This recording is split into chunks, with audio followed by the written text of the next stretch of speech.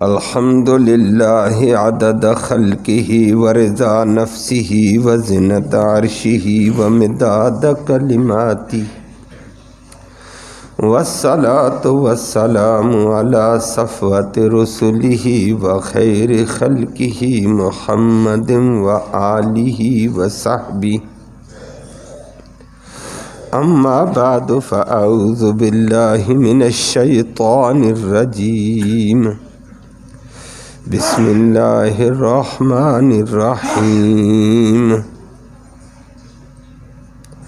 ان اللہ اصطفى آدم ونوحا وآل ابراہیم وآل عمران علی العالمین ذریۃ بعضها من بعض واللہ سمیع علیم صدق اللہ العلی العظیم وبلغنا رسولہ النبی الامی الکریم۔ قابل ست تکریم معزز سامعین کرام،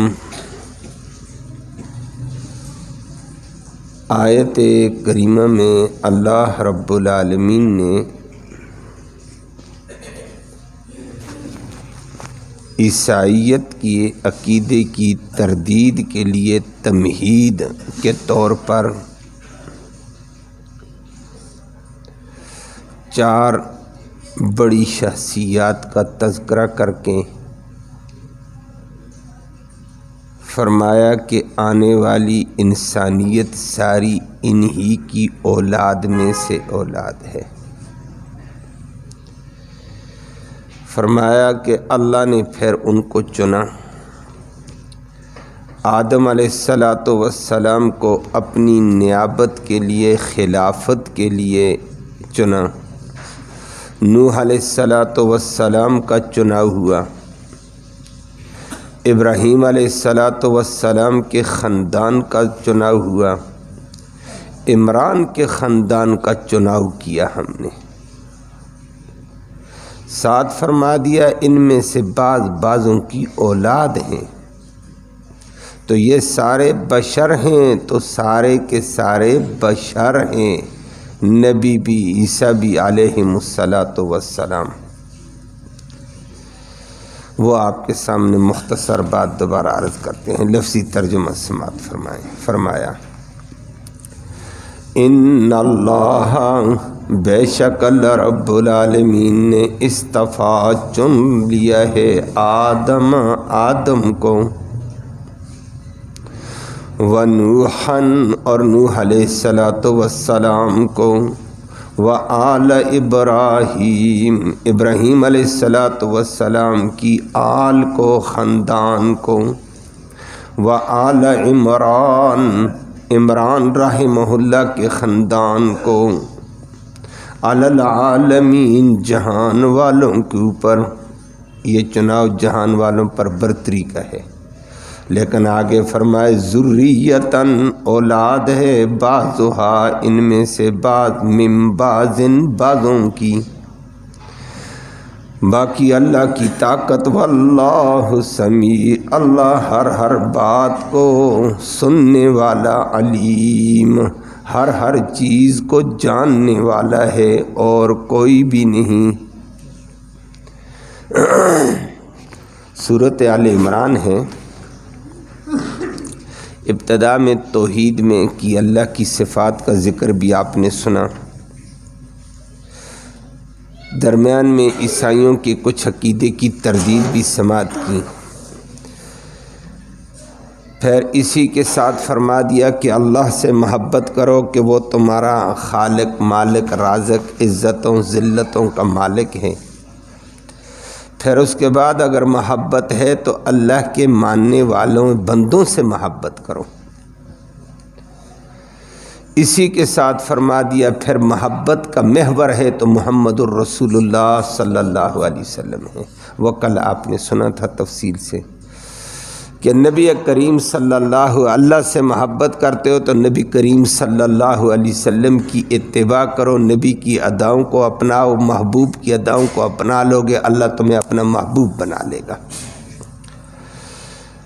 سورۃ آل عمران ہے. سورۃ آل عمران میں اصل موضوع نصارہ ہیں، عیسائیوں کی تردید ہے. سورۃ البقرہ کے اندر اصل موضوع یہود کا تھا کہ یہود کی وہاں آپ تسلسل سے سن کر آئے 41 خباثتیں قباحتیں بیان کر کے یہودیت کی تردید فرمائی تھی اور مسلمانوں کو بتایا یہ کام نہ کرنا. یہاں موضوع روح سخن عیسائیوں کی طرف ہے آل عمران میں. اور وہ سورت کی ابتدا میں بھی آپ نے سماعت کیا کہ نجران کے عیسائی آ کر نبی کریم صلی اللہ علیہ وسلم سے اپنے عقیدے کے حوالے سے، اپنے خیالات کے حوالے سے بحث مباحثہ کر رہے تھے. نبی کریم صلی اللہ علیہ وسلم نے ان کو جواب دیے تھے. تو یہاں سے اب عیسائیت کی تردید کے لیے تمہید باندھی ہے. عیسائیت میں 2 مرکزی خامیاں تھیں، کمزوریاں تھیں، ہر قوم میں ہوتی ہیں. عیسائیت میں ایک ان کے عقیدے کی بڑی خرابی تھی کہ وہ عیسیٰ علیہ السلام کو کبھی کہتے اللہ کا بیٹا ہے، کبھی کہتے تھے کہ عیسیٰ علیہ السلام خدا ہے، کبھی کہتے ہیں 3 خداؤں میں سے ایک خدا ہے، یا عیسیٰ خدا ہے، یا مریم خدا ہے، یا خود خدا ہے. 3 میں سے ایک خدا ہے، پتہ ہمیں بھی نہیں ہے. چوتھا قول کہتا ہے 3 خدا ہیں.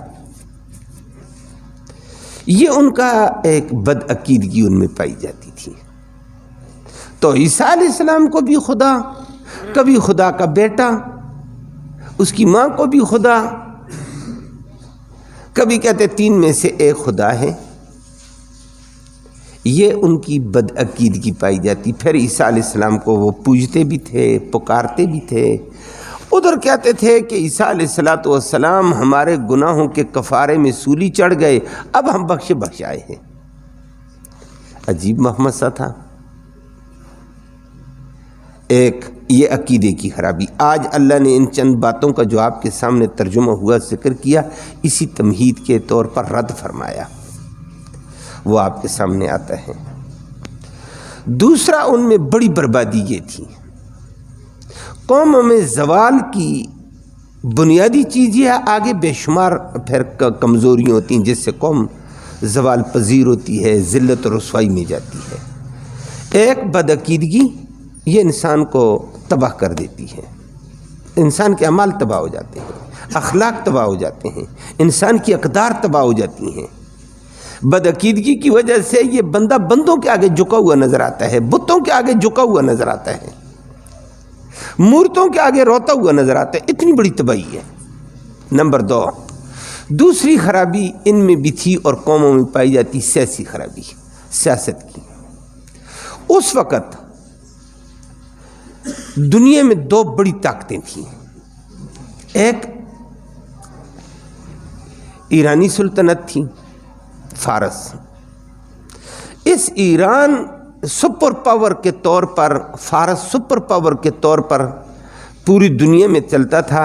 یہ ہمارا ہندوستان پورا، پاکستان، افغانستان، روس، چائنا، یہاں تک یہ پوری سلطنت ایک تھی. اس کو فارس کہا جاتا تھا اور اس کے بادشاہ کو کسریٰ کہا جاتا تھا. دوسری طرف سے سلطنت تھی روما. ان علاقوں کے علاوہ باقی ساری دنیا میں، آدھی دنیا کے اوپر روما کی سلطنت تھی. یورپ کی روم بھی کہہ دیتے تھے، روما. باقی چھوٹی چھوٹی ریاستیں کہیں پائی جاتی تھیں، ان کی مرہون منت تھی. یہ دونوں طاقتیں اپنی مرضی سے کسی علاقے میں تباہی پھیلا دیں، اپنی مرضی سے کسی جگہ انقلاب لے آئیں، کسی حکومت کو گرا دیں، کسی حکومت کو اٹھا دیں. ان کی مرضی ہوتی تھی. لوگ ان کے تابع چلتے تھے. کوئی اپنی سیاسی قوت نہیں تھی. اور سیاسی قوت کیوں نہیں تھی؟ یاد رکھنا، سیاست اس وقت بحال ہوتی ہے جب امن اور امان قائم کر سکے، اور امن امان تب قائم ہوتا ہے جب عدل و انصاف ہو. یہ مرکزی چیزیں. پھر اس کے بعد آگے شعبے ہیں. اگر عدل و انصاف نہیں، علاقے میں امن نہیں ہوگا۔ امن نہیں، سیاست نام کی کوئی چیز نہیں ہے، جس کی بھینس اس کی لاٹھی۔ جیسے آج آپ کا تماشا دیکھ رہے ہوتے ہیں، کبھی کدھر کبھی کدھر، کبھی کیا کبھی کیا، کچھ نہیں ہے۔ نیچے قوم بچاری کا کوئی پرسان حال نہیں ہوتا ہے۔ اور عیسائیت کے اندر یہ بربادی پائی جاتی ہے کہ عیسائیت کا نہ عقیدہ ٹھیک، نہ ان میں عدل و انصاف نام کی چیز، نہ امن و امان نام کی چیز، بلکہ بندے بندوں کے مرہون منت، کبھی ادھر ذلیل ہوتے کبھی ادھر ذلیل ہوتے تھے، کبھی ادھر کایا پلٹا ہوا کبھی ادھر کایا پلٹا ہوا، کبھی ایک کے دستے نگر کبھی دوسرے کے دستے نگر۔ یہ دو طاقتیں آپس میں کھیلتی تھیں اور چھوٹی چھوٹی ریاستوں کو اپنے تابع، اپنے ڈگر پہ لگانے کی باتیں کرتی، اور یہ چھوٹی ریاستیں انہی کے گن گاتی رہتی تھیں۔ تو اللہ رب العالمین نے ان دونوں باتوں کی تردید فرمائی۔ جو مرکزی بات تھی، نبی کریم صلی اللہ علیہ وسلم سے نجران کے عیسائی آئے، نبی نے بھی تردید کی، تمہارا عقیدہ بھی غلط، تمہاری سیاسی سوچ و بچار بھی غلط ہے۔ سیاست کا محور، مرکزی چیز امن و امان، امن و امان کے پیچھے عدل و انصاف ہونا، اس کے بعد باقی دیگر انسانوں کے حقوق ہوتے ہیں۔ پھر اگر یہ چیز نہیں ہے تو وہ سیاست نہیں ہے، وہ دوسروں کے مرہون منت چلنے والے، اشاروں پہ چلنے والے لوگ ہوتے ہیں۔ اللہ ہم سب کو ان ظلموں سے محفوظ فرمائے۔ وہ آپ کے سامنے ہمارے ہاں بھی ایسی ہیں، بہت ساری ریاستوں سے سپر طاقتیں کھیل رہی ہیں، اپنی مرضی کرتی رہتی ہیں۔ دنیا میں یہی ناچ لگا ہوا ہے۔ اسرائیل کو بٹھا دیا عرب کی ریاستوں کو تہ و بالا کرنے کے لیے، اور ادھر بٹھا دیا دوسری تہ و بالا کرنے کے لیے۔ پہلے روس تہ و بالا کرتا تھا، افغانستان کو اوپر نیچے کر دیا، وہ آتا ہے تو امریکہ نے تہ و بالا شروع کر دیا بے شمار ملکوں کو۔ ہر جگہ اپنی مرضی سے لڑائی، اپنی مرضی سے تباہی۔ اللہ ان ظالموں کے شکنجوں سے مسلمان ریاستوں کو، دیگر ریاستوں کو بھی اللہ آزاد فرما دے۔ تو عیسائیت کی یہ بات تھی، اس لیے اللہ نے آج تمہید کے طور پر فرمایا۔ اب تمہید کیسے آئے گی؟ دونوں باتوں کی تردید عیسائیت کے عقیدے پر رد ہوا ہے۔ اللہ نے فرمایا آج کی آیت میں، تمہید میں، ان اللہ اصطفیٰ آدم، فرمایا اللہ رب العالمین نے آدم کو چنا ہے۔ چناؤ آدم کا رب نے کیا۔ کس کے لیے کیا؟ اپنی خلافت کے لیے، اپنی نبوت کے لیے۔ تو آدم کو چن کر اپنا خلیفہ بنایا۔ فرشتوں کو بھی خلیفہ نہیں بنایا، آدم کو بنایا۔ نبوت اپنی عطا کی ہے، رسالت عطا کی ہے، اور اس کو اعلیٰ درجے کا رتبہ دے کر مسجود ملائکہ بنا دیا۔ اعلیٰ درجے کا رتبہ، علمی استعداد دے کر فرشتوں کا بھی استاد بنا دیا۔ وہ تفصیل ہے دوسری جگہ۔ فرمایا یہ چناؤ تھا۔ کیوں؟ کہ یہ آدم پہلا بشر تھا۔ اس بشر میں اللہ کہتے ہیں میں نے کچھ کوالٹی رکھی تھی، کچھ صلاحیتیں رکھی تھیں، اس لیے میں نے اپنی نیابت خلافت کے لیے اس کا چناؤ کیا ہے، اور واقعتاً آدم نے اس چناؤ کو پورا کر کے دکھایا ہے۔ اللہ کی خلافت اور نیابت کا وہ حق ادا کیا زمین کے اوپر جس کی کوئی حد نہیں ہے۔ تو یہ پہلا بشر، پہلا نبی، پہلا رسول، اور کائنات میں زمین پہ اترنے والا پہلا استاد بھی آیا۔ آدم کا استاد کون تھا؟ وہ رب العالمین تھا۔ آدم باقی انسانوں کا، فرشتوں کا استاد بن کر آیا۔ فرمایا یہ چناؤ ہے جہان والوں کے اوپر۔ اب آدم بشر، آگے دیکھ، وَنُوحًا، پھر فرمایا ہم نے نوح کا چناؤ کیا ہے۔ آدم علیہ السلام کے ہزاروں سال بعد آدم کی اولاد ہوئی، اولاد کی اولاد، اولاد کی اولاد، درمیان میں نبی آئے، ادریس علیہ السلام آئے، اس کا ایک خلیفہ، دوسرا خلیفہ، تیسرا خلیفہ، چوتھا خلیفہ آیا۔ بعد میں شیطان نے ان ادریس علیہ السلام اور اس کے 4 خلفاء کے جانے کے بعد ان کے نام کی نیازیں، نظریں، سجدہ ریزیاں، ان کی بتوں کی مورتیں شورتیں بنا کر ان کی قبروں پر عرس شرس، مزار شزار یہ قائم کر دیے ہیں۔ اللہ نے پھر نوح علیہ السلام کو اپنی نبوت، اپنی رسالت اور اپنی توحید کے پرچار اور شرک کی تردید کے لیے پہلا پیغمبر نوح علیہ السلام آیا۔ اللہ کہتے ہیں میں نے پھر اس کا چنا کہ جا میری توحید کا پرچار کر اور شرک کی تردید کر۔ اس سے پہلے شرک تھا ہی نہیں، تردید کی ضرورت ہی نہیں تھی، صرف اللہ کی پہچان کراؤ، اللہ کا حکم بتاؤ، آگے چلو۔ لیکن نوح علیہ السلام کے دور میں شرک آیا، اللہ نے اس کو اپنی توحید کی پرستاری اور توحید کے مقابلے میں شرک کی تردید کے لیے چنا ہے، اور بڑے عرصہ تک اس نے کام کیا۔ وآل ابراہیم، فرمایا نوح علیہ السلام کے بعد سلسلہ چلتا رہا، پھر توحید پر لوگ قائم رہے، اس کے 3 بچوں کی اولاد آگے چلی ہے پوری کائنات میں، باقی تو جو شرک والے تھے وہ طوفان نوح میں غرق ہو گئے۔ 3 بچوں کی اولاد کا سلسلہ چلا، پھر چلتے چلتے انسانیت پھیلی، فرمایا انسانیت پھیلی، پھر ان میں سے میں نے ابراہیم کا چناؤ کیا، ابراہیم اور ابراہیم کے خاندان کا چناؤ کیا۔ ابراہیم کا خاندان کون؟ اسحاق علیہ السلام پیغمبر۔ اسحاق کا اولاد کون؟ یعقوب علیہ السلام پیغمبر۔ یعقوب علیہ السلام کی اولاد یوسف علیہ السلام پیغمبر۔ ابراہیم علیہ السلام کا دوسرا بیٹا اسماعیل پیغمبر۔ یہ آل ابراہیم ہو گیا، ابراہیم اور ابراہیم کا خاندان۔ فرمایا میں نے چنا، ابراہیم کو بھی چنا، اس کے آل کو بھی چنا، اسحاق کو پیغمبر چنا، یعقوب علیہ السلام کو پیغمبر، یوسف علیہ السلام کو پیغمبر، اسماعیل علیہ السلام کو میں نے پیغمبر چنا، اور پیغمبر بنا کر میں نے کائنات پر ان کا انتخاب کیا ہے، بلند ترین رتبے کے طور پر چنا۔ آگے فرمایا وہ آل عمران، اور عمران کے خاندان کو بھی میں نے چنا۔